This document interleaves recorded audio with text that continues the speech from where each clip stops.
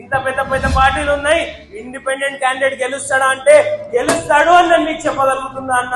ఇవాళ 2000 కాల్స్ వచ్చినాయి అన్న, ఇది మొత్తం వస్తుంది.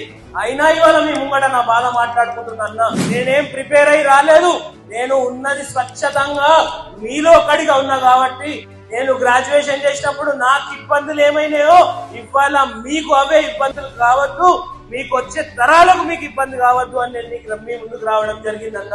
ఇలా ఐటీ హబ్బుల పేర్ల మీద ఒక్కొక్క దగ్గర ఐటీ హబ్ ఉంది కానీ దానికి ఒక స్ట్రాటజికల్ ప్లానింగే లేకుండా పాడైందన్న.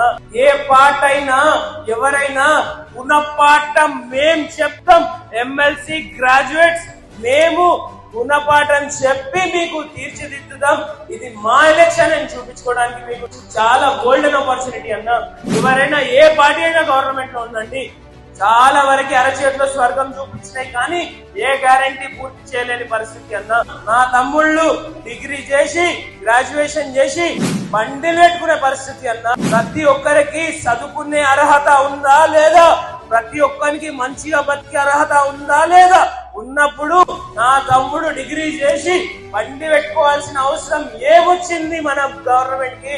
సేపు మనం బాగున్నామా, గతం చాలు, మన పార్టీ వాళ్ళు బాగున్నారా, ఇంకోటి ఎడిపోతే ఏంది వాడు అపోజిషన్, వాడిది తెలంగాణలో లేమా, ఇండియాలో లేమా, ఇంకేదో వేరే దేశంలో ఉన్నామా? ఒక్క జాబ్ క్యాలెండర్ కూడా 1,00,000 జాబుల క్యాలెండర్ అని మీ ముందుకు పెడుతున్నారు తప్ప మళ్ళా మీరు ఎస్సీలు, మీరు ఎస్టీలు, మీరు బీసీలు, మీరు ఓసీలు అని చెప్పి సంగారెడ్డిలో 3 పోస్టులు ఉంటున్నాయి. మీరు నన్ను ఆశీర్వదించండి. మీకోసం ఈ తమ్ముడు 1 job calendar for all Telangana state తీసుకొచ్చి చూపిస్తాను నేను మీకు మాటిస్తున్నా.